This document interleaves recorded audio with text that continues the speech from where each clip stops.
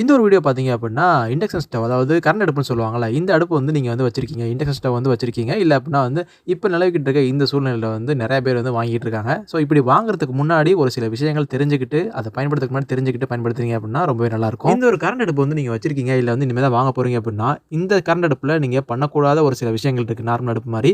So அது என்னென்ன அப்படிங்கிறத தெரிஞ்சுக்கலாம். இண்டக்ஷன் ஸ்டவ் வச்சிருக்கவங்களுக்கு நெறைய பேருக்கு தெரியும். அது வந்து வாட்ல வந்து நம்ம வந்து பார்த்திருப்போம். 1200 வாட், 2000 வாட், 2200 வாட் அப்படின்னு சொல்லி போட்டிருக்கும். ஸோ இதுல வந்து பார்த்தீங்க அப்படின்னா, ஃபுல் எஃபிஷியன்சில ஃபார் எக்ஸாம்பிள் 2000 வாட்ஸ் நீங்க வச்சிருக்கீங்க அப்படின்னா, அத ஃபுல் எஃபிஷியன்சில 2000 வாட்ஸ நீங்க வந்து ரன் பண்ணக்கூடாது லாங் டைம்ல. ஸோ அப்படி பண்ணீங்க அப்படின்னா, உங்களுக்கு வந்து காயில் ப்ராப்ளம் வந்து வரதுக்கு வாய்ப்பு இருக்கு.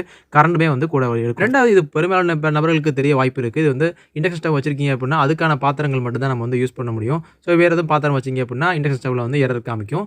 ஸோ இத வந்து நீங்க வந்து பார்த்து வச்சுக்கிறது ரொம்ப நல்லது. 3வது ரொம்பவே ஒரு முக்கியமான விஷயம் பார்த்தீங்க அப்படின்னா, இந்த காயில் ப்ராப்ளம், இந்த போர்டு ப்ராப்ளம் வரதுக்கு முக்கியமான காரணம் என்ன அப்படின்னு சொல்லி பார்த்தோம் அப்படின்னா, ஸோ உள்ள வந்து அந்த கூலிங் ஃபேன் ஒண்ணு இருக்கும். அந்த கூலிங் ஃபேன்ல வந்து பார்த்தீங்க அப்படின்னா, அந்த கூலிங் ஃபேன் வந்து கெட்டு போயிரும். ஸோ இது கெட்டு போறதுக்கு காரணம் முக்கியமான காரணம் பார்த்தீங்கன்னா, டஸ்ட். ஸோ அந்த டஸ்ட்ட வந்து நம்ம எப்படியுமே வந்து வீக்லி நீங்க வந்து அதிகமா யூஸ் பண்றீங்க அப்படின்னா, வீக்லி ஒன்ஸ் வந்து நீங்க வந்து கிளீன் பண்றது ரொம்பவே நல்லது.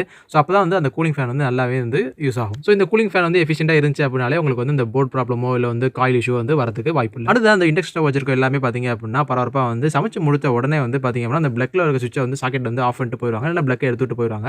ஸோ அப்படி பண்ணக்கூடாது. ஃபர்ஸ்ட் வந்து சமைச்சு முடிக்கிறீங்க அப்படின்னா, இண்டக்ஷன் ஸ்டவ்ல இருக்க அந்த ஆஃப் பட்டன வந்து நீங்க வந்து ஆஃப் பண்ணணும். அதுக்கப்புறமா தான் பார்த்தீங்க அப்படின்னா, கொஞ்சம் நேரம் கழிச்சு எல்லா ஹீட்டுமே வந்து போன பிறகு நீங்க வந்து அன்பிளக் பண்ணணும். அடுத்து நான் சொல்ல போற விஷயமே பார்த்தீங்க அப்படின்னா, இந்த ரிப்பேர் டெக்னீஷியன் சொல்றது தான். அதாவது உங்களுக்கு வந்து போர்டு இஷ்யூவோ இல்ல வந்து இண்டக்ஷன் ஸ்டவ் வந்து அடிக்கடி ரிப்பேர் ஆகுறோ, அதுக்கான காரணம் முக்கியமா பார்த்தீங்க அப்படின்னா, நீங்களா இருக்க மாட்டீங்க. உங்க வீட்ல இருக்க கரப்பான்பூச்சியா தான் முக்கியமா இருக்கும். ஸோ இந்த கரப்பான்பூச்சிகள்லாம் என்ன பண்ணும் அப்படின்னா, அதுல இருக்க அந்த ஹோல்ஸ் வழியா உள்ள போய் போர்டுல அந்த காயில் பக்கத்துலலாம் வந்து முட்டையிடும். உங்களுடைய கிச்சன்ல இண்டக்ஷன் ஸ்டவ் இருக்க இடத்துல கரப்பான்பூச்சியோ இல்ல கிச்சன்லயோ கரப்பான்பூச்சி இருக்கிறத நீங்க பார்த்தாலே, நீங்க வந்து இண்டக்ஷன் ஸ்டவ் வந்து வீக்லி ஒன்ஸ் வந்து அந்த காக்ரோச் அந்த ரெமிடிலாம் நெறைய இருக்குது.